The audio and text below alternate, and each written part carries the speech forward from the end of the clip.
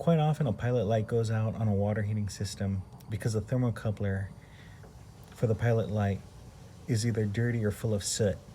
And this is often one of the first things to prevent or troubleshoot before deciding to replace the whole assembly.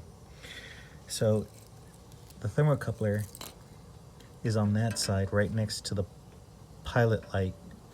When the pilot light is on, it tells the thermocoupler that there's heat. That way the gas valve knows to keep sending a small amount of gas to the pilot light. When the pilot light is out, the thermocoupler reads that there's no heat present and shuts off the gas. So if you ever have a problem with your water heater turning off, just go ahead and use a steel brush like this to clean off the thermocoupler.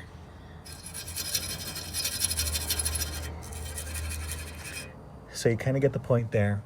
I'm going to go ahead and clean that a little more aggressively, and then I'll relight the pilot light.